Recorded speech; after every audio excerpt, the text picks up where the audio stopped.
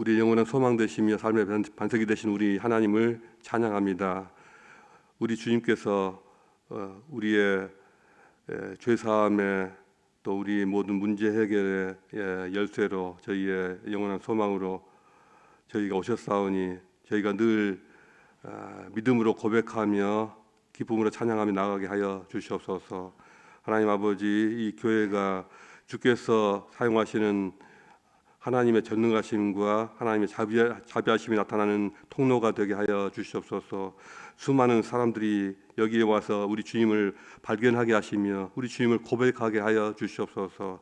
우리 자녀들이 나와서 이 주님을 깨닫고 그 은혜에 눈을 뜨며 또 그 진리 위에 인생의 삶의 터를 세우게 하여 주시옵소서.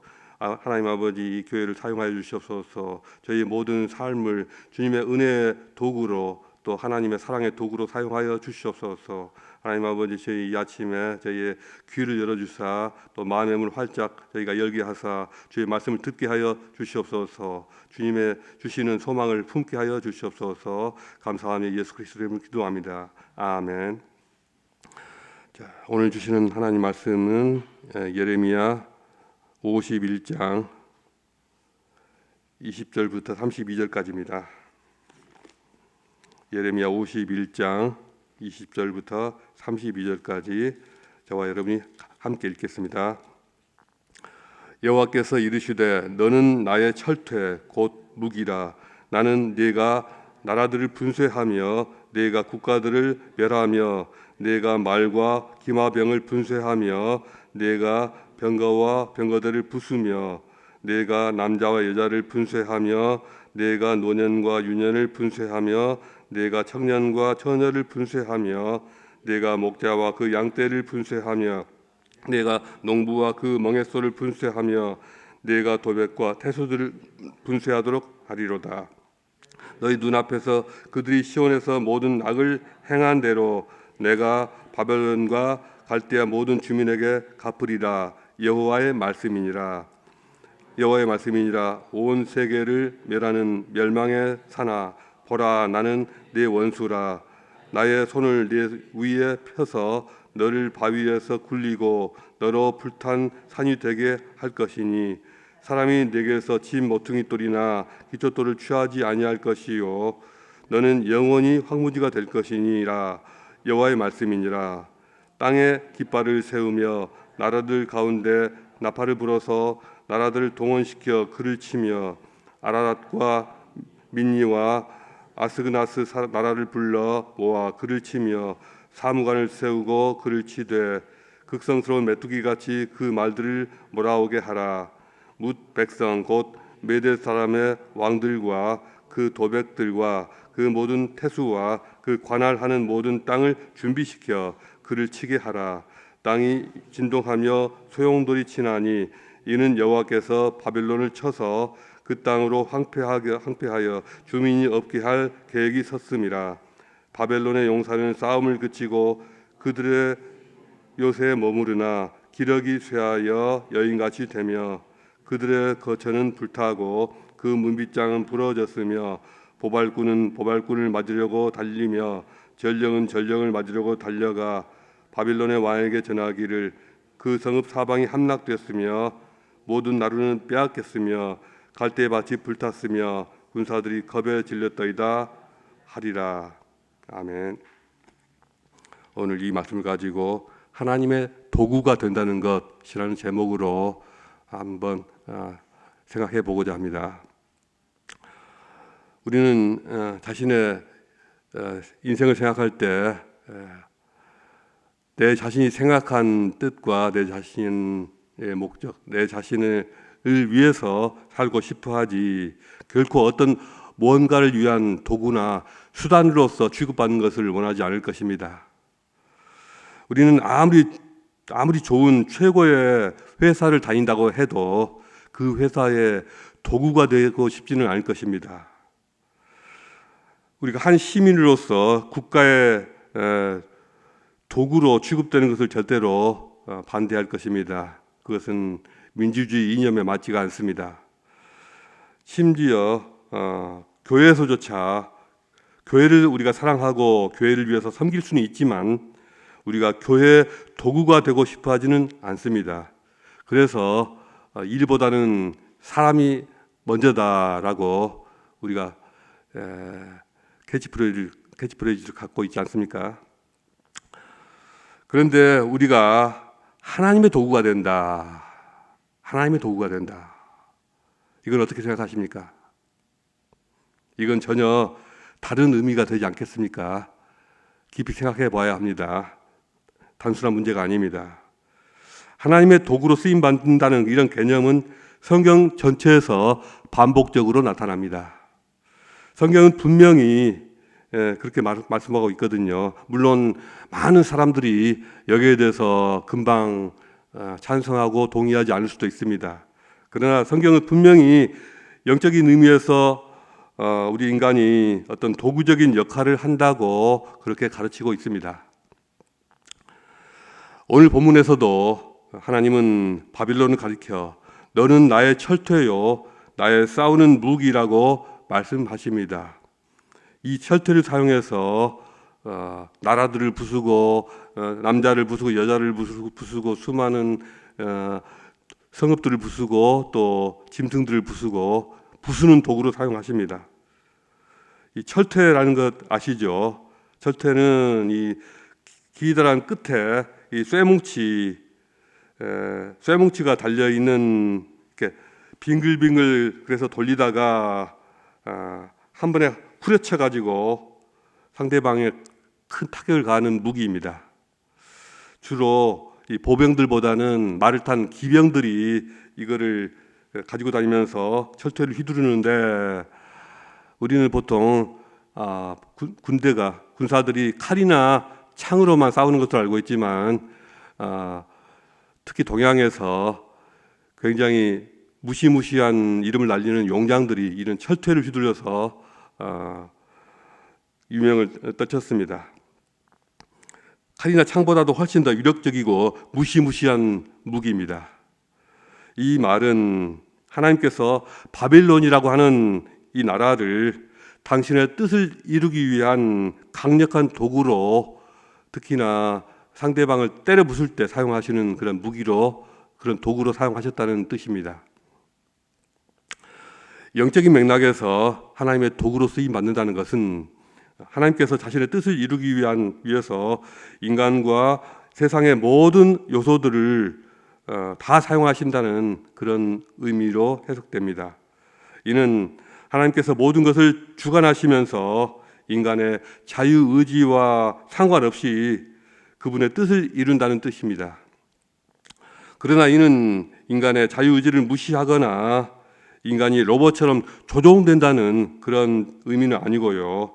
오히려 인간의 자유의지를 다 사용하시고 존중하시면서 그분의 계획과 목적을 이루기 위해서 인간의 모든 것을 자유의지까지도 다 사용하신다는 뜻이겠습니다.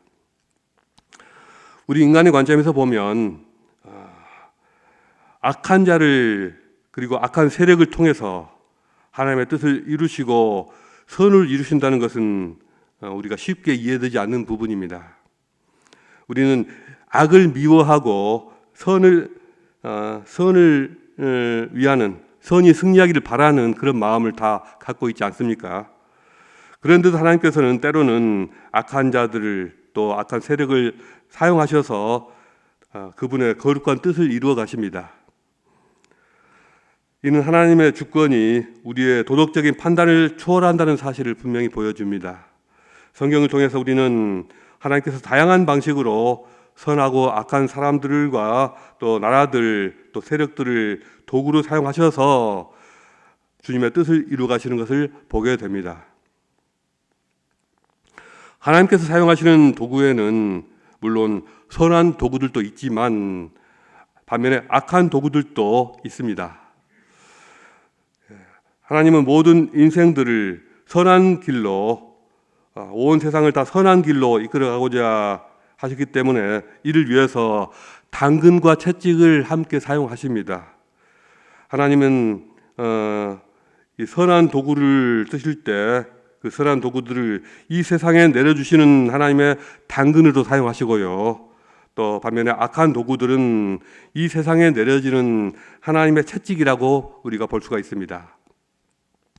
먼저 하나님께서 사용하시는 선한 도구들이 있습니다. 하나님께서 사용하시는 선한 도구들은 하나님의 뜻에 순종하며 그분의 계획을 이 땅에서 실현하는 그러한 개인들과 또 공동체들입니다.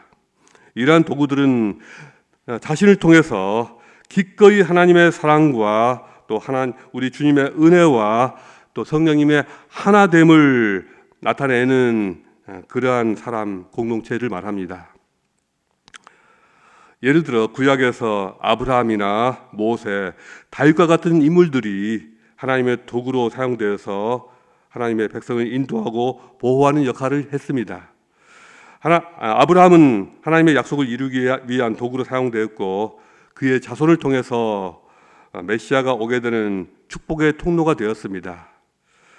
모세는 출애굽 사건에서 이스라엘을 해방시키는 하나님의 도구로 사용되었습니다. 다윗은 이스라엘 왕국을 이루고 또 그 나라를 확장시키고 하나님께서 주신 언약을 확증하는 역할을 하였습니다. 이와 같이 하나님께 순종하는 자들은 선한 도구로 쓰임받아서 그분의 영광을 나타냅니다. 그 결과 하나님의 약속이 성취되고 그의 백성이 구원을 받게 되었습니다. 이들은 모두 하나님의 선하신 계획에 순종함으로써 영원한 축복과 구원의 역사를 이끌어내는 도구가 되었습니다. 그러나 하나님의 도구로 쓰임받는다는 것은 선한 자들에게만 또 선한 공동체에게만 해당되는 것은 아닙니다. 하나님은 바빌론과 같은 이방 제국조차도 자신의 도구로 사용하셨습니다. 바빌론은 이스라엘을 심판하는 도구로 사용되었고 또 악한 나라들을 다 멸망시키는 도구로 사용하셨습니다. 하나님은 바빌론을 통해서 당신의 뜻을 이루셨습니다. 이는 하나님의 공의와 심판을 드러내기 위한 수단으로 하나님의 악을 통해서도 선한 결과를 이루신다는 것을 보게 됩니다. 성경에서 바빌론 외에도 하나님의 도구로 쓰임받는 세력으로 애굽의 바로나 또 아수르 제국도 있습니다. 이런 악한 도구들은 하나님의 공의를 드러내고 그의 백성들을 회개하여 하나님께 돌아오도록 쓰임받는 역할을 합니다. 그러나 그들이 행한 악은 이 도구들이 행한 그들의 악은 결국 그들 자신에게 돌아오면서 하나님의 심판을 피할 수가 없습니다. 악한 도구들은 예외 없이 모두 하나님의 심판을 받아서 멸망하게 되었습니다. 오늘 본문 말씀을 읽어보면은 앞부분에서는 그렇게 이 하나님의 무기로 하나님의 철퇴로 사용된 듯 하다가 후반부를 보면은 그들 자신이 동일한 그런 심판을 받아서 으깨지고 멸망당하고 부서지는 것을 보게 됩니다. 악한 도구들은 이처럼 예외 없이 모두 하나님의 심판을 받아서 멸망하게 되었고 하나님의 백성은 하나님의 공으로 인해서 다시 하나님께 돌아오게 되었습니다. 로마서 6장 13절에서 사도 바울은 너희 지체를 불의의 무기로 죄에게 내주지 말고 오직 너희 자신을 하나님께 드리며 너희 지체를 의의 무기로 하나님께 드리라고 권면합니다. 자신은 의도하든 의도하지 않든 자신의 삶을 어떻게 가져가느냐에 따라서 혹은 의의 도구로 혹은 불의의 도구로 쓰임받고 있다는 것입니다. 의의 도구가 된다는 것은 하나님께 헌신하며 그분의 뜻을 이루기 위해서 자신을 내어놓는 삶을 말합니다. 신자들은 하나님의 도구로 사용되기를 갈망하면서 이를 위해서 자신의 생각과 행동을 하나님의 뜻에 맞추려는 노력을 해야 합니다. 이러한 과정에서 우리 그리스도인들은 성령의 인도하심을 받아서 하나님의 뜻을 분별하고 또 그 뜻을 이루기 위해서 자신의 삶을 드릴 수 있게 됩니다. 예수님께서는 제자들을 통해서 의의 도구로 쓰임받는 삶을 가르치셨습니다. 예수님과 제자들의 삶은 의의 도구로 사용되는 의의 도구로 사는 삶이 무엇인가를 잘 보여주었습니다. 그분들의 헌신을 통해서 복음이 확산되고 교회가 생겨나고 성장했으며 온 땅에 하나님의 말씀이 전파되게 했습니다.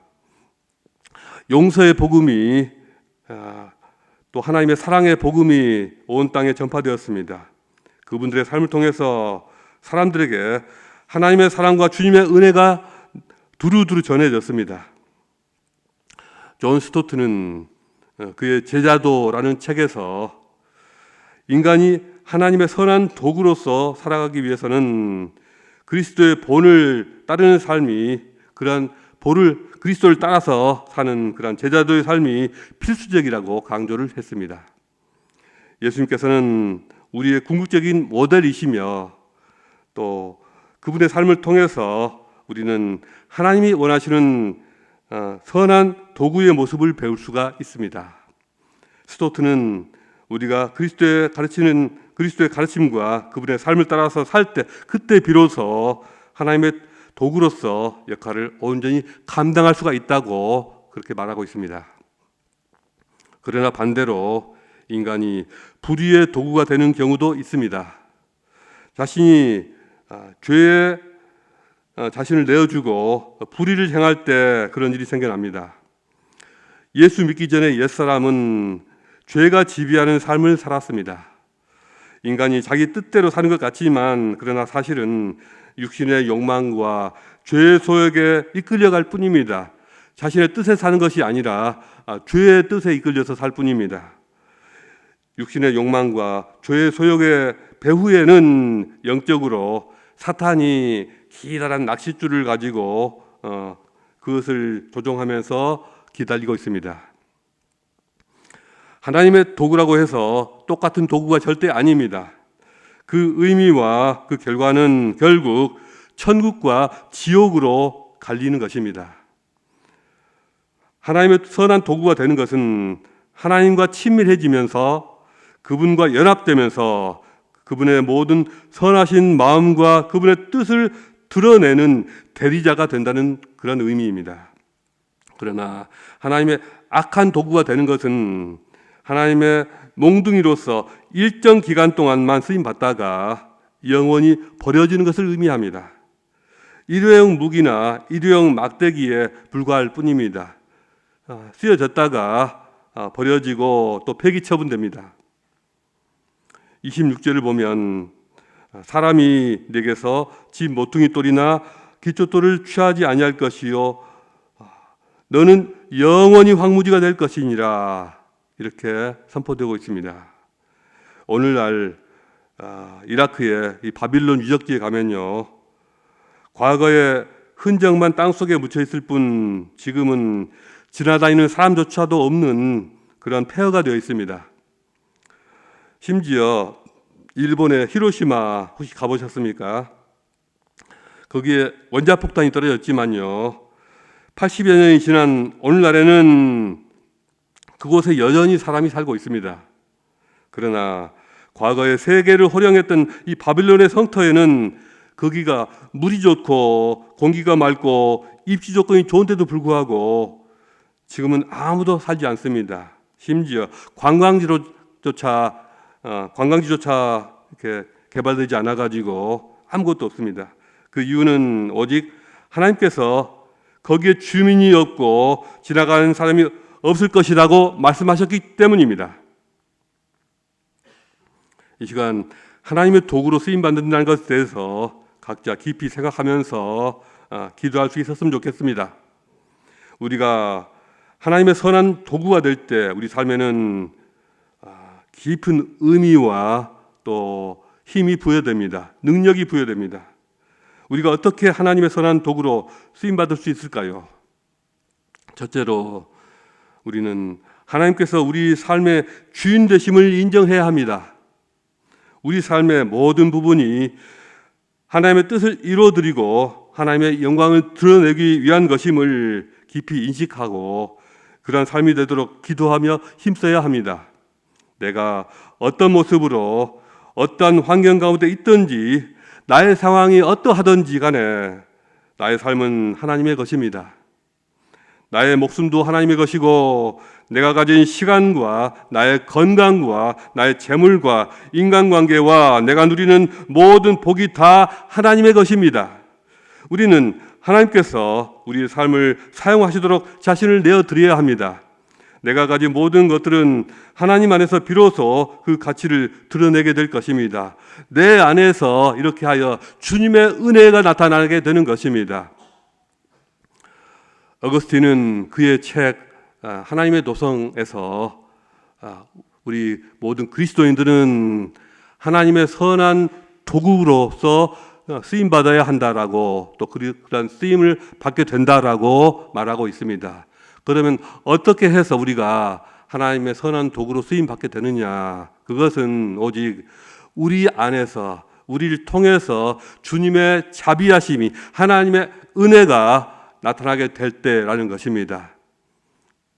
내 자신이 또 내가 가진 모든 것이 다 하나님의 은혜로 나타날 때, 주님의 은혜로 나타날 때 우리는 하나님의 도구로 쓰임받고 있는 것입니다. 둘째로 우리는 하나님께서 선과 악을 초월하여 그분의 뜻을 이루신다는 것을 믿고 어떤 상황 속에서든 그분을 신뢰해야만 합니다. 그럴 때 우리는 그분의 하나님의 도구로 쓰임받을 수가 있습니다.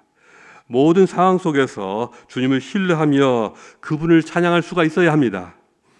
내가 행복해도 하나님을 찬양하지만 내가 아파도 하나님을 신뢰하면서 감사해야 합니다.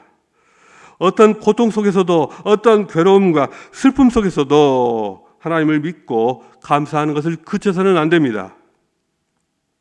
칼 바르트는 그의 저서 교회 교의학에서 인간이 하나님의 선한 도구로 쓰임받기 위해서는 철저한 겸손과 순종이 필요하다고 역설하였습니다. 하나님께서는 약한 자를 들어서 강한 자를 부끄럽게 하십니다. 또 지혜 없는 자를 통해서 지혜 있는 자를 부끄럽게 하시는 분이십니다. 인간의 연약함 속에서 하나님의 능력이 나타납니다. 이것이 우리가 하나님의 선한 도구로 쓰임받는 비결입니다. 이 시간 기도하겠습니다. 기도하실 때 먼저 우리에게서 하나님께서 우리 삶의 주인 되심을 인정하는 그러한 기도를 드리시겠습니다. 나의 모든 것이 그분의 것임을 인정하도록 모든 것이 그분께 드려지면서 또 그분의 영광을 위한 것이 되도록 기도하겠습니다. 두 번째로 우리가 어떤 상황 속에서든지 어떠한 힘든 일과 어떠한 고통에 있든지 간에 그 속에서 있을지라도 하나님을 신뢰할 수 있도록 하나님을 신뢰한다는 또 주님을 믿고 의지한다는 그런 고백의 기도를 드리시겠습니다. 항상 주님께 감사하며 우리는 찬양합니다. 우리에게 여러 가지 문제와 고통과 아픔이 있지만 그럼에도 불구하고 하나님을 신뢰하며 감사하며 하나님을 찬양합니다. 이런 기도를 시간 드리시겠습니다. 각자 자유롭게 기도하시겠습니다.